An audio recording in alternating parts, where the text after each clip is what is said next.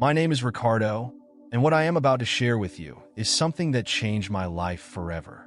It is not easy to talk about this because reliving those moments still gives me chills, but I believe there is a reason I went through all of this. Perhaps it is so that you, who are reading this now, can understand that there are things far greater and more real than we can imagine. I grew up in Mexico in a modest family with traditional values, but without much spiritual depth. God was something mentioned in conversations or during religious celebrations, but I never truly knew him. I considered myself a hardworking, honest man and thought that was enough for me. Heaven and hell were distant concepts, almost like stories told to children, until that night. It was an ordinary trip. I was driving my truck loaded with goods down the highway. The radio was playing some song, and the sound of the engine was my only companion. The road was deserted, as it often was. I felt tired, but nothing out of the ordinary. Everything was calm, until it wasn't. Suddenly, a car appeared in front of me, going the wrong way. It seemed out of control, swerving across the road. There wasn't much time to think. My instinct was to turn the wheels sharply to avoid it. The truck's wheels skidded. The weight of the cargo pulled me to one side, and before I knew it, everything was chaos. I felt the truck overturn. The sound of metal twisting, glass shattering, and violent jolts. It was as if the world around me was being torn apart. Then, suddenly, everything went silent, a heavy, terrifying silence. When I opened my eyes, I realized I was trapped in the wreckage. My body hurt, but something beyond the physical pain unsettled me. Something was wrong. I tried to move, but it was useless. That's when something happened, something I can't explain in words. Suddenly, I was no longer in my body. I saw myself trapped in a mangled truck, bloody, motionless, but at the same time, I was there, floating as if I were a spectator. For a few seconds, I was frozen. What was happening? Was I dead? Before I could comprehend, I felt an invisible force pulling me. It wasn't gentle. It was as if something or someone was dragging me with urgency, leaving me no time to ask questions. Suddenly, everything around me turned dark. It wasn't ordinary darkness. It was as if this darkness had weight, enveloping and suffocating me. I began to hear sounds, moans, screams, distant wails that grew louder and closer. Fear overtook me. I had never felt anything so real and so terrible before. I wanted to scream, but my voice seemed trapped. I wanted to move, but it was impossible. I was being taken somewhere, and with each moment, the sensation grew worse. After being torn from the site of the accident, I was taken into what seemed like an infinite tunnel of darkness. It was a void so dense that nothing could be seen, but that wasn't the most terrifying part. What truly paralyzed me was the sound coming from all directions, screams, wails, and whispers that seemed like words but were incomprehensible. The heat grew with each second, as if I were being dragged to the center of a giant furnace. I didn't know where I was going, but something inside me screamed that this was no ordinary place. The more I tried to resist, the faster I was pulled. There was no floor, no walls, no ceiling. It was as if the space around me was made solely of fear and despair. Then, suddenly the tunnel ended. I found myself in an open space, but still surrounded by darkness. The air was thick, hard to breathe, and the heat was unbearable, as if it emanated from the ground itself. In front of me, I began to see shadows. At first, they were just distant shapes, but they slowly became clearer. They were people, or at least they seemed to be. These figures moved, but not like normal humans. Their bodies were twisted, as if they carried an invisible weight. Some groaned, others screamed, and some simply wandered with vacant stares, as if searching for something they would never find. It was at that moment I realized where I was. This was hell. It wasn't as I had imagined, a place with visible flames and demons. It was much worse. The darkness, the heat, the sound of tormented souls. It all seemed alive, as if the very environment was part of the punishment. As I stood there trying to understand what was happening, I felt an enormous weight on me, as if everything I had done wrong in my life was suddenly before me. My mistakes, my sins, my choices, they all seemed to transform into invisible chains binding me to that place. Was this my final destiny? Was this the place I was meant to end up because of the life I had led, ignoring what truly mattered? That thought was unbearable. As I observed this place, I realized that the shadows were not just wandering. They were being drawn towards something ahead, something I still couldn't clearly see. But I knew whatever it was even worse. Each step these souls took seemed to be filled with pain and suffering. It was then that I heard the most terrifying screams I had ever experienced. They came from all directions, but at the same time, they resonated within me. They weren't just sounds, they were filled with meaning, as if each scream carried a story, a weight, a decision that had brought that soul to this place. I couldn't move, but I knew I was being dragged toward the same fate. My heart pounded, my body trembled, and my mind could only think of one thing. How did I end up here? Before I could find an answer, I realized something even more disturbing. I wasn't alone. Something or someone was watching me.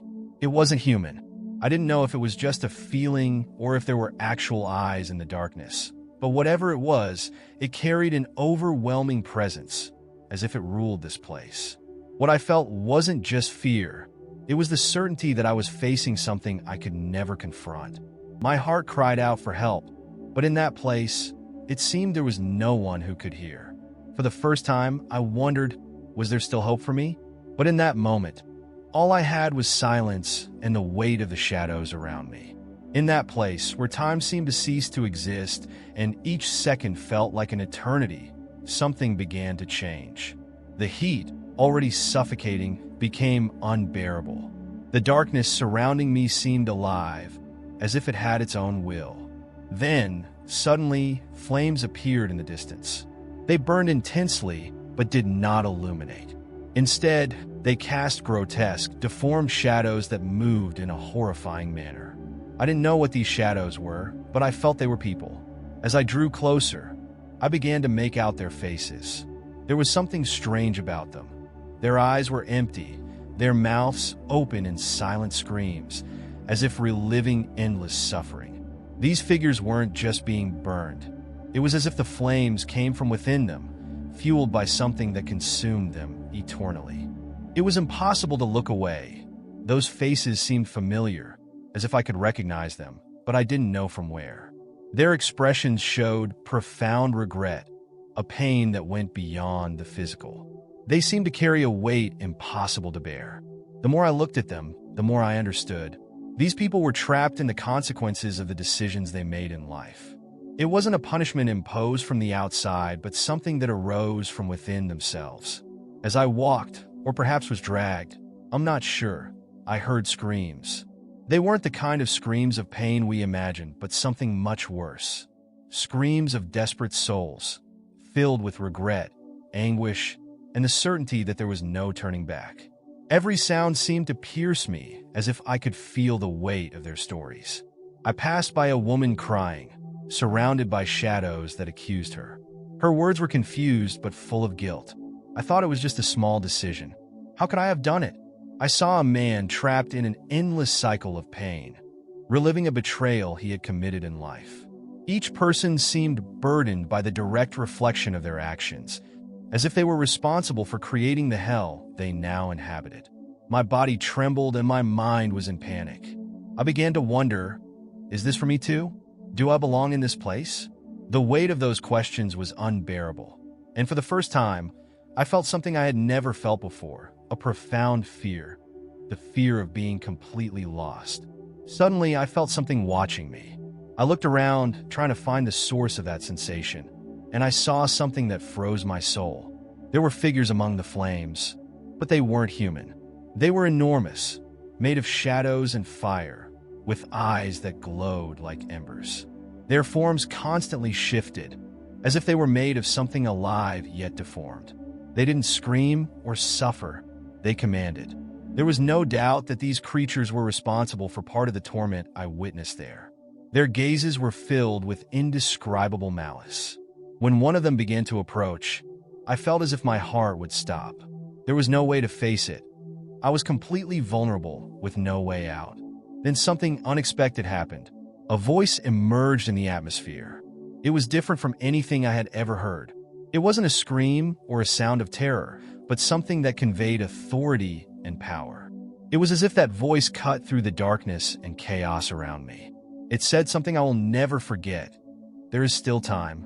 Those words resonated like thunder, so powerful they seemed to vibrate within me. But time for what? Before I could think, the voice continued. I was not made for you, but you chose it. Those words hit me like a blade. I chose it. It was hard to accept, but at the same time, I knew it was true. Throughout my life, I ignored God. I made decisions based solely on what I believed was right and never thought about the consequences beyond the here and now. At that moment, all my decisions played out before me like a movie, and I saw clearly how I had turned away from everything that was true. As the voice spoke, I felt an enormous weight on me, but also a spark of hope. There is still time. Those words repeated in my mind. Could it be possible that even there, in that place of torment, I could have a second chance? The fiery figures began to retreat, and the darkness seemed to diminish. For an instant, I still didn't understand what was happening, but something inside me had changed. For the first time, I felt there was a way out, an opportunity. But would I be able to seize it? That question burned in my soul as I continued on that terrifying journey. As I remained in that darkness, surrounded by flames that did not illuminate and screams that seemed to come from everywhere, something even more disturbing occurred. I began to notice faces among the shadows. They weren't just faces of strangers, but of people I thought I knew. At first, I thought it was my mind playing tricks on me, but then one of those figures stood out. It was a face that froze me in place, a face that had marked my childhood with joy and innocence. I couldn't believe what I was seeing, but I couldn't deny it. It was Chavo. Yes, the same Chavo we all saw and loved.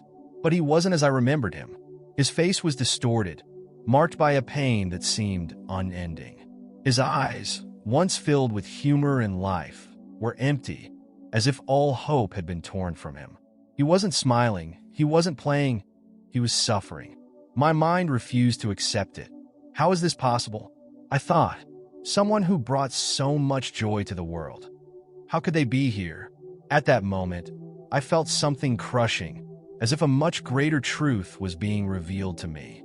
Salvation doesn't depend on fame, good deeds, or the image we show to others. It depends on the state of our soul before God. I tried to speak to him, to shout his name, but he didn't seem to hear me. He was trapped, completely unaware of anything around him. The desperation in his expression was so intense that I felt as if I myself carried part of that weight. Could that also happen to me? What if, even though I thought I was a good person, my soul was as distant from God as it seemed to be? That question tore me apart inside. Meanwhile, other faces began to appear. Some I vaguely recognized. Others were complete strangers. But they all had something in common. They were trapped in the same cycle of torment, reflecting the decisions they made in life. It was impossible not to think about my own decisions. I had always believed I had control over my life, that being hardworking and responsible was enough to be at peace with myself. But there, I understood that I had never truly been at peace. It was then that the voice returned. It wasn't a sound that came from the outside, but something that seemed to touch my very soul. How many times have you heard of me, but chosen to ignore me? The question was like a shock. I knew it was true. Throughout my life, God had been present in so many ways, through words I heard, moments when I felt his presence, but I never cared. I always thought I would have time. Now I need to ask you something. Have you thought about the decisions you're making? What are you placing above God? Is your soul ready for what comes after this life? I want you to write something now, something very simple, but very important. Comment here. I choose to change today. Writing this isn't just a phrase, it's an act of faith. It's declaring that you don't want to wait until it's too late. After seeing that familiar face amidst the torment, my mind was flooded with questions. I didn't fully understand what was happening, but I knew it was a warning, not just for me, but also for you. In that place, I understood that hell makes no distinction. Fame, wealth, charisma, good intentions, none of that is enough. The only thing that can save us is a genuine relationship with God. If that isn't part of your life yet, don't wait until tomorrow to start. Tomorrow might be too late. If you've already decided to change, don't keep it to yourself, right? I choose to change today. I want to pray for you so that this decision becomes the beginning of something that transforms your life. I wouldn't be here sharing this if I didn't feel this message was for you. After seeing that familiar face and so many other souls trapped in cycles of regret, I began to understand something I hadn't before.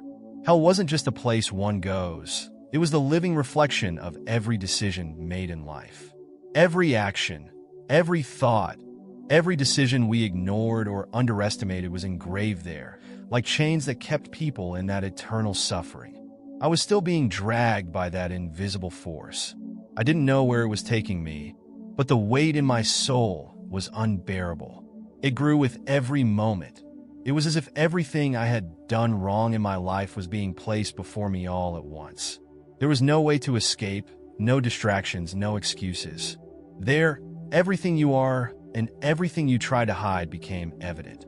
As I was being led, I began to see scenes as if they were being projected into the air, but these images weren't of others. They were mine. Moments I had lived, decisions I had made, words I had spoken, all appeared before me with painful clarity. And what I saw was not pleasant. I saw myself ignoring the needs of my family, prioritizing work or my own interests. I saw moments when I lied, even if only to avoid trouble, thinking it would have no consequences. I saw the times I dismissed faith, silently mocking those who spoke to me about God, believing that what they said was an exaggeration. Each scene hit like a blow, and each blow weighed heavier on my soul.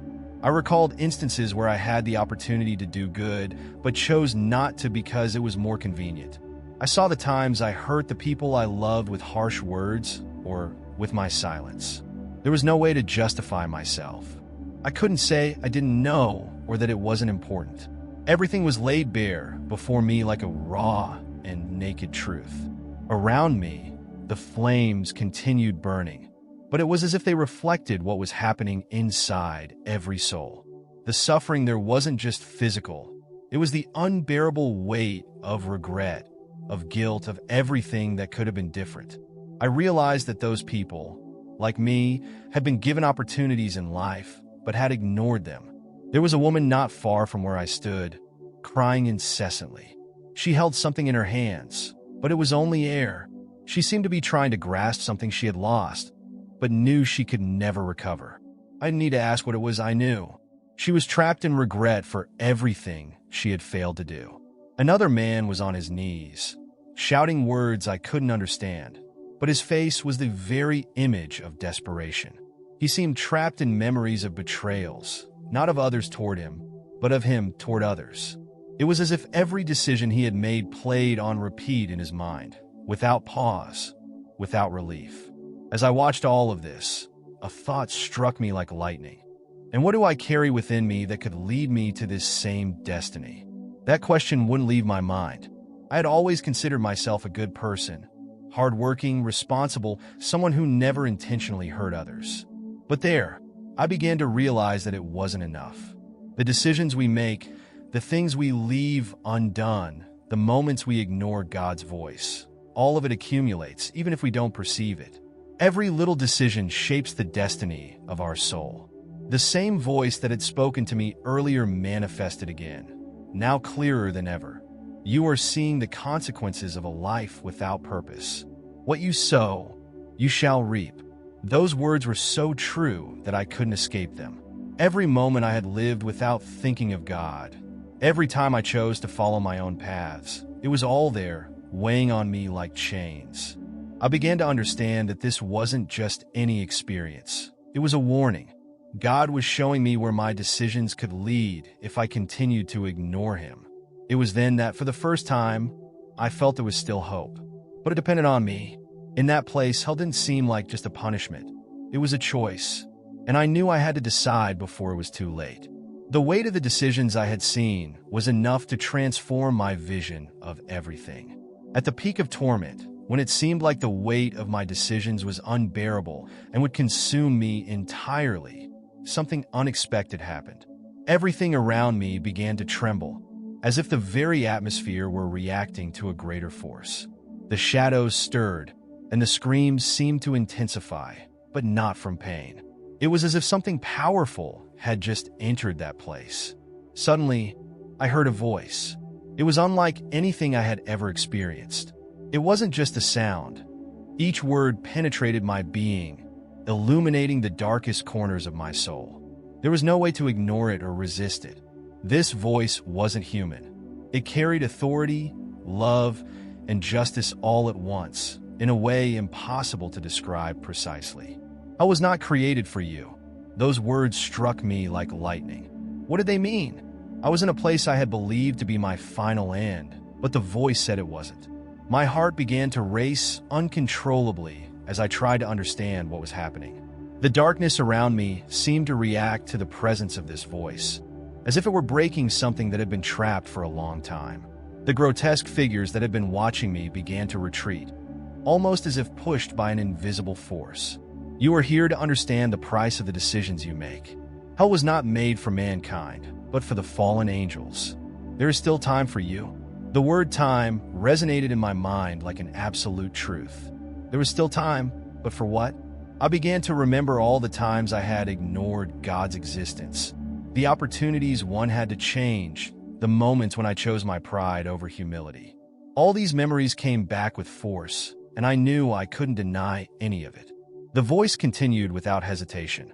I'm the one who called you so many times, but you chose to ignore me. Do not close your ears now. It was impossible not to feel the weight of that truth. God had called me countless times throughout my life, through people who spoke to me about him, through moments where I felt something in my heart and chose to ignore it, through times of danger when I knew I should have thanked him but didn't. Each of those memories seemed to ignite within me as the voice's words continued. For the first time, I felt something different within me. It wasn't just fear or regret. It was the realization that everything I was experiencing wasn't a final sentence. It was a call, an opportunity to change. However, the voice also warned me. The decisions you make today determine your eternity. Time is in your hands, but it is not infinite. Those words cut deeply. How many times had I thought I would have time, that I could leave it for later? How many times had I lived as if life were eternal, ignoring that every second was an opportunity God was giving me to draw closer to him? As I tried to process all of this, I began to realize that the shadows around me were not just a representation of where I was. They also reflected the parts of my life where God had been absent. I had allowed that darkness to grow within me over the years through wrong decisions and the emptiness that weighed on my soul. But at the same time, something began to change within me. A spark of hope, small but real, was born in my heart. It wasn't something I was creating on my own. It was a gift being given to me. There, in that terrible experience, the voice spoke once more with clarity. Return. Make the right choice while you still can. There is no darkness that cannot be overcome by light. The power of those words filled my heart with certainty. I was not there by chance. This was not the end. I had been given an opportunity, and I knew I had to do something with it. Suddenly, everything around me began to change. The flames receded, the shadows started to disappear, and the darkness seemed to lose its strength. The presence of the voice was like a light filling every empty space, bringing warmth, clarity, and, above all, purpose. I didn't yet know exactly what lay ahead, but I had one certainty: I would never be the same again. That experience wasn't just a vision of what could be. It was a warning, a call to change before it was too late. And it was there, in the midst of that transformation, that I understood how far God was willing to go to fight for my soul, and yours too. As the darkness around me began to dissipate, I felt something within me had changed. It wasn't just the weight of regret or guilt for the decisions I had made. It was a sense of urgency, as if every second of my life now had a meaning I had never understood before. The voice that had confronted me, that had revealed such hard truths, now seemed to be preparing me for something greater. Suddenly, the environment around me began to shift. The flames that had burned without illuminating disappeared, and in their place appeared a clearing bathed in a light that came from neither sun nor star. It was a pure light, but not blinding. In that moment, I felt a peace that contrasted completely with the torment I had experienced before. And once again, I heard it, the voice. That voice, with the same strength and authority as before, spoke again. Pay attention. What I'm about to show you is for you to understand what's at stake. Not just for you, but for everyone walking the same path you have until now. At that moment, images began to appear before me. They were scenes of the world, but not as we know it. I saw people chasing things that held no eternal value. I saw children and adults, entire families, consumed by the desire for more money, more comfort, more status. They held shiny gifts, idolized figures of success, but their souls seemed empty. A deep sadness filled my heart as I witnessed people trading the true meaning of their lives for fleeting things. Then the voice confronted me directly. How many times did you do that, Ricardo? How many times did you choose the shiny things of the world and ignore what I offered you? The words struck me like a blow, but I knew they were true. For years, I lived chasing what the world said was important. I wanted to provide comfort for my family, earn more, be recognized. But in the midst of it all, I lost sight of what was truly essential. You replaced what is eternal with what is fleeting.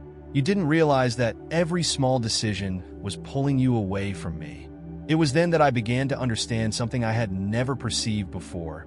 Even the small decisions we make, what we prioritize, what we value, what we teach our children, have eternal consequences. God wasn't showing me this to condemn me, but to warn me. I saw another scene that moved me to tears. A group of children gathered around a Christmas tree. They were happy, singing, exchanging gifts, but there was no mention of the true meaning of that day. I saw families celebrating the holidays, but ignoring the reason they existed. You did that too, the voice said without hesitation. How many times did you teach your children about Christmas, but not about me? How many times did you put Santa Claus at the center and forget my son? I wanted to argue, but I couldn't. It was true. I had always thought I was doing the right thing by creating happy memories for my family, but I had never taken the time to teach them the true meaning of Christ's birth. Then came the clearest warning of all. Time is running out, Ricardo. Not just for you, but for many. People are rushing to accumulate wealth and empty traditions, but they ignore what can save their souls. It's time to change. Those words echoed in my mind with a force I had never felt before. It was a warning, a direct call from God. Not just for me, but for everyone. I realized that what I had considered mere distractions, overworking, materialism, misplaced priorities, were actually traps pulling me away from what truly mattered. The light around me began to fade, but the message was etched into my heart, an indelible mark. God was giving me a new chance to change, to correct the course of my life, to teach my family what really mattered. But that opportunity depended on a decision. What would you choose if you were in my place? The truth is, we don't need to wait for an extreme experience to understand that every choice matters. What God showed me in that warning changed everything. And what happened next confirmed that my journey was only just beginning. That as the light disappeared, I felt as though I was being carried back. Not by the same dark force that had dragged me into hell, but by something different, as if an invisible hand was returning me to the place where it had all started. My eyes, once fixed on darkness and flames, slowly began to open. I realized I was back in my body. The sound of machines and muffled voices filled my ears. There was a strong smell of medicine and disinfectant. I was in a hospital.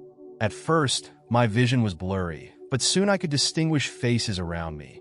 Doctors and nurses moving as if fighting to keep me alive. My mind was still caught up in the images of hell, the words of the voice that confronted me, and the warnings I had received. It was hard to believe I was there, breathing, after all I had seen. My body felt heavy, in pain, but the greatest impact was inside me. Something had changed profoundly. A nurse approached and said something, but I couldn't hear clearly. My mind was focused on one thing. I had been given a new chance. Against all odds, I was alive. but I knew that nothing could be the same as before. The following days were filled with silence and reflection. Even as doctors came and went and family members visited, the memories were vivid, where I had been, what I had seen, and the weight of God's words to me. I remembered the tormented souls, the decisions that had led them to that place, and the direct warning I received. There is still time. That phrase resonated deeply. I still had time, but I didn't know how much. As I lay there, I began to think about my life, not just the mistakes I had made, but also the opportunities one had wasted. How many times had I had the chance to stop and reflect on the purpose of my existence, but chose to ignore it? How many times had I prioritized things with no eternal value while neglecting my faith and my family? Something started to change within me. I used to think that just being alive was enough, working hard, providing for my family, taking care of material things. I thought that was all that mattered. But now I realized all of it was empty without God as the foundation. In that hospital, I made my first decision since the accident. I needed to change. I couldn't go back to being the man I was before that night. My life had to reflect what God had shown me, not just for me, but for my family and those around me. When my wife and children came to visit me, I looked at them in a way I never had before. They weren't just my family. They were a gift, a responsibility God had entrusted to me. I knew I had to be the kind of father and husband who would guide them towards something greater, something eternal. As I looked into their eyes, a silent prayer rose in my heart. God, help me do what's right. I don't want to waste the time you've given me. The days in the hospital became a time of physical recovery, but more importantly, a time of spiritual transformation. What seemed like the end turned out to be the beginning of something entirely new. When I was finally discharged, I left that hospital with a renewed purpose. It wasn't just about survival. It was about living a life that truly mattered. Gratitude for being alive is not just a sentiment, but a determination to live differently. I knew my experience wasn't just for me. It was something I needed to share with others because what I saw in hell and heard from God was real, and everyone needed to know that there was still time to change. That awakening wasn't just a return to my body. It was the beginning of a new journey. A journey I knew I had to undertake with determination and faith. I was resolute. My life would be different, and I wouldn't waste a single opportunity to do the right thing. As I left the hospital, the sunlight seemed brighter than ever. The wind, the sounds of people around me, everything felt so alive, so real. I breathed deeply, feeling every moment as a gift I didn't deserve, but for which I was now deeply grateful. That accident wasn't just a tragedy. It was the turning point of my life.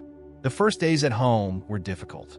My body was still weak, and the pain constantly reminded me of the impact I had suffered.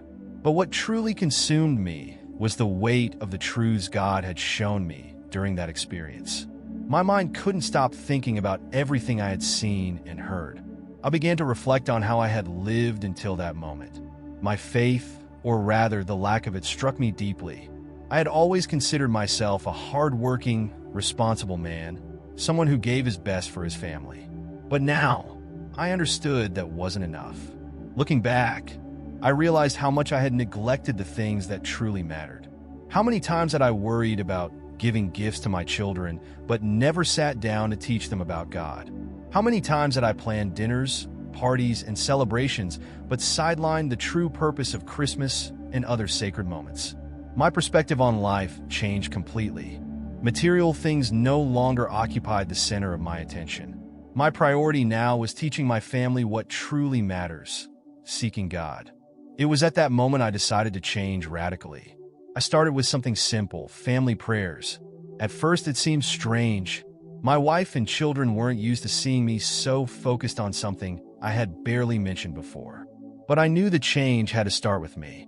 I spoke with my wife about what I had experienced, telling her everything, from the accident to the hell I witnessed and the words of God that marked my soul.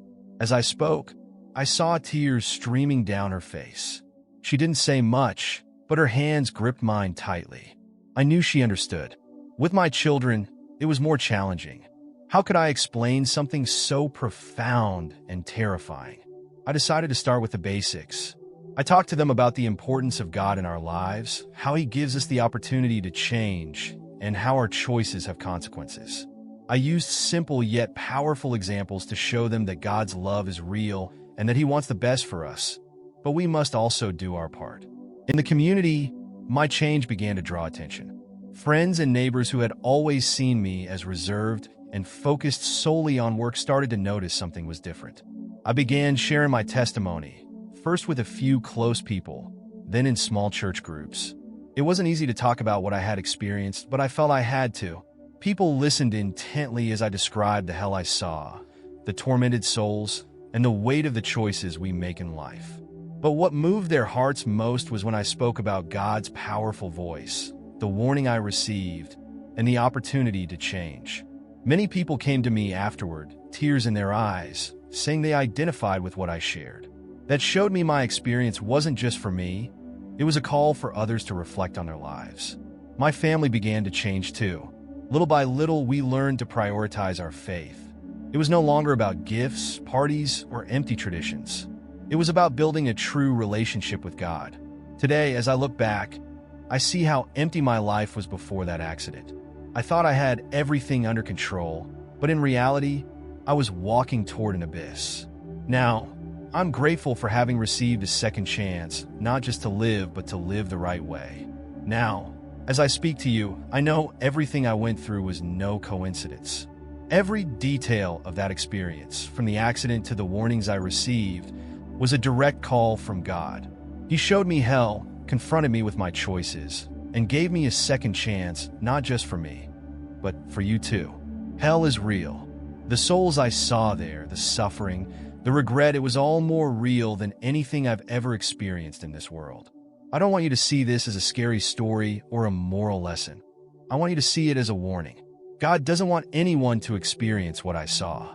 He showed me that place so I could share this message with you. There is still time. For many years, I ignored God. I believed my life was under my control, that being a good and responsible person was enough. But I learned the hard way that it isn't. Heaven isn't earned by what we do right, but by God's grace. And that grace is available to you now. I want you to reflect for a moment. If your life ended today, where would you be? What decisions have you made so far? Where is your heart? That is the question God put before me. And today, I put it before you. Hell was not created for you. God doesn't want you to go there. He wants you to live with Him in peace and fullness. But that requires a choice. You must decide to seek God. Open your heart and let Him transform your life. If you feel there's something in your life that needs to change, if you feel distant from God, or if you've never truly known Him, I want you to take a step of faith now. Right here, I choose to walk with God. That statement is more than words. It's a commitment. It's acknowledging that you can't do it alone, that you need God to guide your life. I want to pray for you. I want to ask God to touch your heart, give you the strength to change, and show you that there is still hope and that He is ready to receive you no matter where you've been or what you've done. If you're reading this now, know it's not by chance. God is calling you, just as He called me in that place of torment. He's offering you something the world can never give: a new life, true purpose, and an eternity with Him. Right? I choose to walk with God. I will pray for you. Together, we will seek the path that transforms, heals, and saves. Don't wait, the time is now. God is waiting for you with open arms, just as He waited for me.